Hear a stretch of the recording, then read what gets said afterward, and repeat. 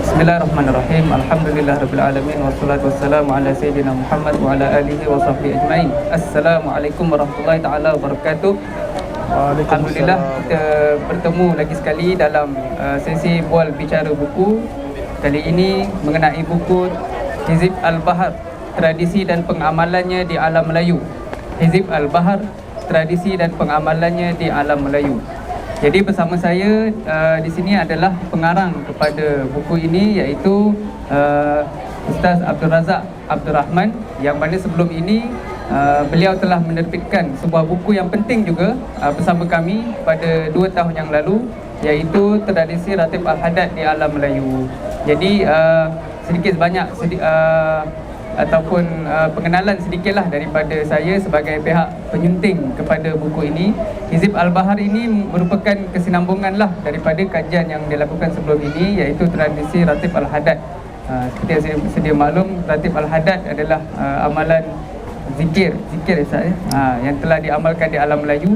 Dan alhamdulillah buku ini telah mendapat sambutan yang begitu baiklah pada tahun yang kita terbitkan pada tahun 2021. Dan untuk kesinambungannya, iaitu kita persembahkan kali ini mengenai Hizib Al-Bahar pula, yang juga telah lama diamalkan di Alam Melayu. Jadi tadi kita telah pun membaca Hizib Al-Bahar yang kita baca sebentar tadi. Jadi untuk kali ini kita akan berkenalan lah dengan isi kandungan buku ini. Jadi soalan saya kepada Tuan Pengarang, iaitu apakah latar belakang kajian mengenai buku inilah, serta apa kaitannya dengan buku yang sebelum ini kita dah terbitkan. Bismillahirrahmanirrahim. Assalamualaikum warahmatullahi wabarakatuh. Alhamdulillahirabbil alamin wassalatu wassalamu ala asyrafil anbiya'i wal mursalin wa ala alihi washabihi ajmain. Allahumma shalli wa sallim ala sayyidina Muhammad sallallahu alaihi wa ala alihi wa ashabihi wasallam. Alhamdulillah, syukur pada Allah Subhanahu wa taala kerana pada pagi yang mulia ini kita dapat berkumpul di sini untuk satu sesi perkongsian ilmu, yang mana saya sendiri berkhidmatlah untuk menulis buku berkaitan dengan Hizib Al-Bahar ini. Jadi pertama kali saya ingin mengucapkan ribuan terima kasih kepada Ustaz Amir dan juga Akademi Jawi Malaysia kerana sudi menjemput saya untuk membuat perkongsian berkaitan dengan buku ini. Jadi saya sebenarnya bukanlah orang yang layak dan berkeahlian untuk bercakap tentang Hizib Al-Bahar ini, kerana ada lagi ulama-ulama, para tuan-tuan guru, para masyayikh yang lebih layak untuk mengatakan tentang Hizib Al-Bahar ini. Dia hanyalah untuk berkhidmat, menyatakan dan berkongsi maklumat berkaitan ini. Mudah-mudahan dengan perkongsian ini saya dapat ambil kebaikannya dan kita semua dapat mendapat kebaikannya, insya-Allah. Untuk Hizib Al-Bahar ini secara tak langsung ia adalah merupakan satu amalan yang telah diamalkan di Alam Melayu kita lah. Sebagaimana yang Ustaz Amir kongsikan tadi, penulisan ini adalah kesinambungan daripada penulisan saya yang lalu lah, iaitu Ratib Al-Haddad, yang mana saya lihat amalan Ratib Al-Haddad ini adalah amalan yang telah disusun oleh Imam Al-Imam Al-Haddad. Dalam masa yang sama juga kita tahu Imam Al-Haddad ni adalah ulama yang besar, ulama yang hebat, wali Allah dan mujaddid pada kurun ke-12. Dan antara satu amalan yang diamalkan oleh Imam Al-Haddad adalah Hizib Al-Bahar. Dan saya telah wujud dalam satu kitab, iaitu antara amalan yang disusun oleh anak murid Imam Al-Haddad, yang mana beliau selalu susun di waktu asar Imam Al-Haddad akan membacakan Hizib Al-Bahar. Ini bila kita tengok dalam sesi ini, menunjukkan Hizib Al-Bahar ni ada satu amalan yang penting untuk kita utarakan dan kita kaitkan dengan Alam Melayu. Yang mana Alam Melayu ini kita lihat ulama-ulama ni telah menuliskan banyak kitab lah yang berkaitan. Dan dalam kitab Hizib Al-Bahar ini di Alam Melayu kita sudah lama lah, dari zaman Syekh Abdul Fahim lagi, daripada zaman ulama-ulama yang terdahulu, mereka telah menyusun kitab-kitab yang mana apabila mereka mengerjakan haji, mereka akan baca Hizbul Baha. Jadi dalam konteks ini, saya telah memilih Hizbul Baha ini adalah untuk kita melihat peranan ulama. Bagaimana ulama dahulu dia memperkenalkan satu amalan tu, jadi dia perkenalkan amalan supaya kita ni dapat menghiasi diri kita dengan amalan-amalan yang soleh, dan kita akan membawa kepada kebersihan hati, dan kita akan bawa kepada amalan. Jadi dengan beramal dengan Hizbul Baha ni, kita dapat bersatu dengan kerohanian-kerohanian para ulama kita, dan kita akan dapat menempuh apa-apa dugaan cabaran yang ada, yang kita tempuh dalam dunia sekarang ni. Kita dapat menempuh dengan hati yang terbuka, dengan berlapang dada, dengan kekuatan kerohanian, supaya apa? Supaya diri kita ini dapat memberi sumbangan kepada masyarakat, insya-Allah. Alhamdulillah. Jadi sedikit sebanyak tentang buku ini, boleh Ustaz ceritakanlah apa keistimewaan ataupun konten-konten yang orang kata yang tak dapat di tempat lain, mungkin belum ditulis di kajian-kajian sebelum ni, yang ada di dalam buku ni. Alhamdulillah, terima kasih Ustaz Amir. Untuk penulisan kali ini, saya cuba untuk tampilkan peranan ulama yang mereka telah hasilkan, telah muatkan Hizbul Baha dalam menerapkan amalan ini ke dalam masyarakat lah. Yang mana dalam buku ini saya telah tampilkan ulama-ulama yang sangat penting dalam memperkembangkan ilmu dalam dunia Islam lah. Antaranya adalah Syekh Wan Ali Kutan lah, yang kita semua orang sedia maklum, yang mana ni adalah antara maha guru kepada ulama-ulama alam Melayu lah. Antara murid beliau adalah Syekh Wan Ahmad Fatani. Jadi antara kitab yang terkenal yang telah ditulis dan disusun oleh Syekh Wan Ali Kutan adalah Rumhatul Aurat. Kitab ini sangat terkenal di alam Melayu, sehingga kan ulama-ulama yang belajar di Mekah akan mengamalkan kitab ini. Jadi dalam kitab ini, salah satu amalan yang terkandung dalam kitab Rumhatul Aurat adalah Hizbul Baha. Dalam Hizbul Baha ini kita lihat ulama-ulama terdahulu yang belajar di Mekah, mereka akan membaca amalan ini, dan mereka akan perkembangkan di tempat mereka masing-masing lah. Apabila mereka habis belajar di Mekah, mereka akan datang balik ke tempat kampung halaman mereka, dia akan kembangkan segala amalan ilmu yang mereka belajar di Mekah, dan mereka akan sampaikan kepada masyarakat. Dan antara satunya adalah mereka menyalurkan dan juga mengkongsikan amalan-amalan yang mereka dapat semasa di Mekah lah. Antaranya adalah melalui kitab Rumhatul Aurat. Daripada kitab Rumhatul Aurat ini, jadi kita lihat Syekh Wan Ali Kutan telah mengijazahkan Hizbul Baha kepada Syekh Wan Ahmad Fatani, dan Syekh Wan Ahmad Fatani telah mengijazahkan Hizbul Baha kepada Syekhul Islam Selangor, Tengku Muhammad Mahdudi. Jadi pengurusi telah menulis satu risalah tentang Hizbul Baha dan kembangkan di tempat beliau. Jadi begitulah, inilah usaha dan peranan ulama apabila mereka mendapat satu amalan, mereka kongsikan dengan masyarakat, supaya masyarakat ini telah diajarkan dengan amalan-amalan yang sangat beruntung di dunia dan juga akhirat. Okey, selain daripada itu, dalam buku ini juga saya akan kongsikan manuskrip yang boleh dikatakan nadir lah, yang saya dapat daripada Kerajaan Negara Malaysia, ditambah pula dengan perkongsian oleh sahabat-sahabat lah. Antara sahabat saya di Sarawak, dia kongsikan satu manuskrip oleh Syekh Abdul Qadir Maki, yang mana Syekh ini satu orang yang penting dalam perkembangan Islam di Sarawak. Beliau adalah merupakan guru kepada Datuk Hakim Keramat, yang mana Datuk Hakim Keramat ni adalah bapa susuan kepada Syekh Osman Sarawaki. Semua sedia maklum, Syekh Osman Sarawaki adalah satu orang ulama yang besar di alam Melayu ini, yang berasal daripada Sarawak, dan beliau adalah maha guru di Masjidil Haram, dan dia adalah sahabat baik kepada Syekh Abdul Fahim. Dan masa sama beliau juga guru kepada Syekh Abdul Fahim. Melalui daripada silsilah ini, amalan-amalan ini dapat dikembangkan kepada masyarakat lah. Selain daripada itu, kita dapat lihat, saya telah kongsikanlah selain daripada Hizbul Baha, saya kongsikan berkaitan dengan perkembangan tarekat Saziliyah, yang mana selain kita mengetahui tentang Hizbul Baha, kita perlu mengetahui tentang tarikat lah, yang mana kita sudah maklum Hizbul Bahar ni disusun oleh Imam Abu Hasan Syadzili, yang mana pendiri kepada tarikat Syadzili. Syadzili ada tarikat yang antara tarikat yang tertua lah di dalam dunia ni. Selepas kewafatan Syekh Abdul Qadir Jailani, jadi wujudlah beberapa tarikat. Antara tarikat yang terawal adalah tarikat Syadzili.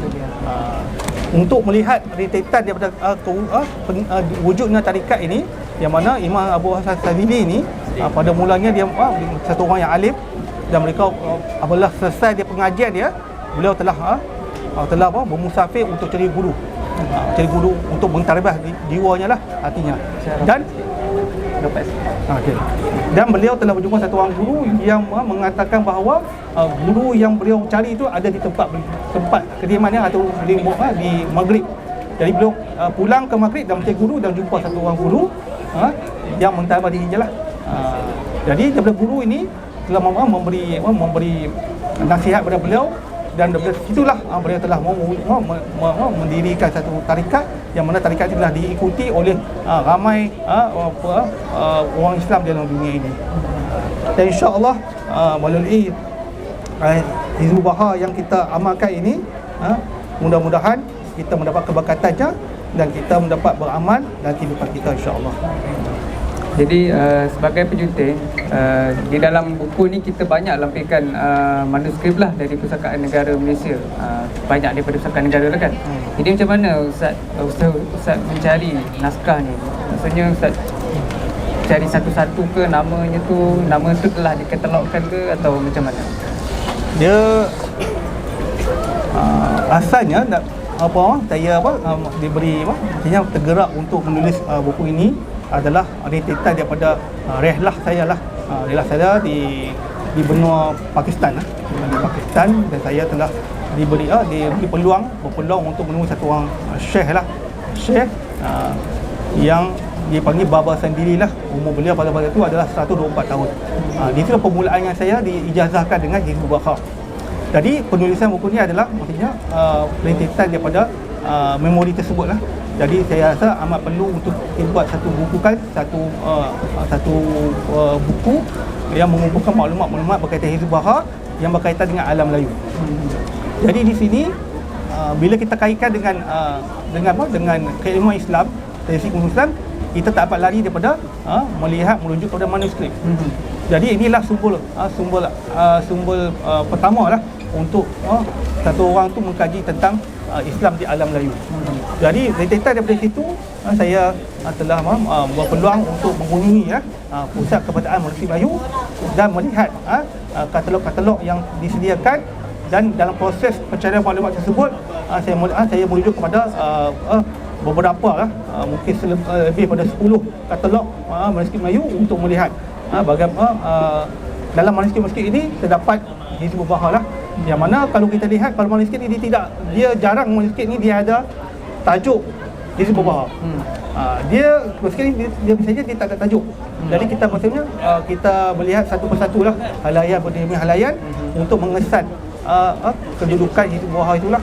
Biasanya Hizbul Bahar ini dia berada di bahagian tengah lah.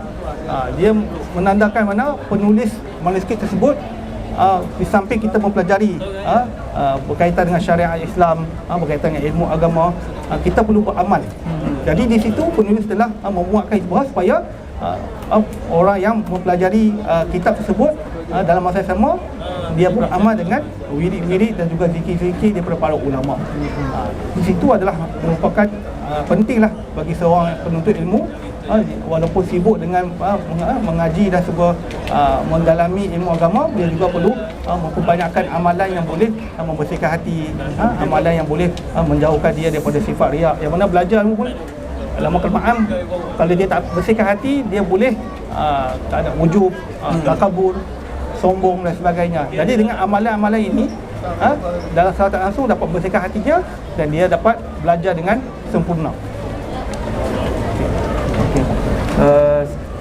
Jadi berapa tempoh masa tak mengumpul segala naskah-naskah, termasuk naskah-naskah bercetak tu yang ada dalam pustaka Jawi itulah? Terima kasih Ustaz Amir. Jadi dalam penulisan ni mengambil masa dalam masa 1 tahun lebih lah. 1 tahun lebih untuk saya menyusun maklumat dan juga bahan-bahan untuk penulisan buku ini. Dan alhamdulillah, nikmat yang Allah beri kepada saya dia, saya ada membuat satu pustaka sendiri lah di rumah. Yang saya bagi nama sebagai Pustaka Jawi Al-Qadahi. Itu adalah pustaka yang saya buat rumah, saya beri nama lah sebagai Pustaka Jawi Al-Qadahi.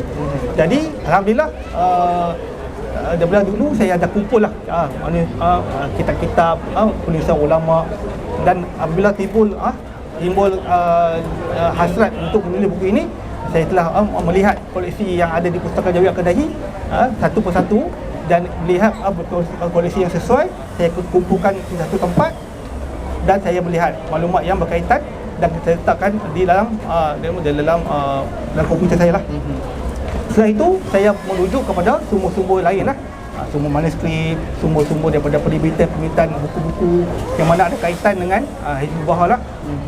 Mungkin kita lihat dari segi Baitul Ulama, himpunan ulama-ulama alam Melayu. Jadi situ kita boleh lihat macam bagaimana ulama Melayu itu berperanan dalam menyebarkan agama Islam, dalam masa yang sama menerapkan amalan-amalan kerohanian kepada masyarakat. Jadi dalam buku tersebut menerangkan bagaimana ulama-ulama ini menjadikan Hizbullah ini sebagai amalan-amalan seperti doa dalam sembahyang hajat, doa di waktu tahajud, doa untuk melawan musuh dan sebagainya. Inilah maksudnya maklumat-maklumat ini saya kumpulkan sekali dan saya susun menjadi satu buku. Alhamdulillah. Jadi bagi para pelanggan yang dapat menyaksikan buku di hadapan ni, buku ni lebih tebal daripada tradisi Ratib Al-Haddad yang kita terbitkan sebelum ni, dan banyak bahagian di dalam buku ni adalah merupakan lampiran kepada naskah ataupun manuskrip lah yang dapat dikumpulkan oleh Ustaz Abdul Razak. Jadi selain daripada lampiran naskah, turut juga dilampirkan sanad. Sanad-sanad yang terdapat di alam Melayu yang membuktikan bahawa amalan Hizbul Bahri ini bukan amalan yang baharu lah tiba. Dia dah ada di alam Melayu ni sejak Islam sampai lah, boleh katakan sejak Islam sampai itu memang sudah dibawa sekali dengan segala amalan syariat, akidah syariat dan tasawufnya. Jadi bagi pihak kami di Akademi Jawi Malaysia, kami sangat berbesar hatilah kerana Ustaz sudi untuk terus menerbitkan buku sama kami, dan ini merupakan kajian yang sangat penting yang akan membuka lebih banyak kajian-kajian yang lanjutan di masa hadapan. Jadi di pihak kami Akademi Jawi Malaysia, sekali lagi kami menyampaikan ucapan terima kasih kepada Ustaz, dan untuk para pelanggan boleh mendapatkan buku ini dengan harga yang istimewa di Kemah Akademi Jawi Malaysia di Pesar Buku Antarabangsa Kuala Lumpur. Dari pihak kami Akademi Jawi, sekian sahaja daripada kami berkenaan buku wacana buku kita pada hari ini. Dan wabillahi taufiq wal hidayah. Wassalamualaikum warahmatullahi wabarakatuh. Terima kasih kepada Ustaz kerana sudi hadir di kemah. Terima kasih.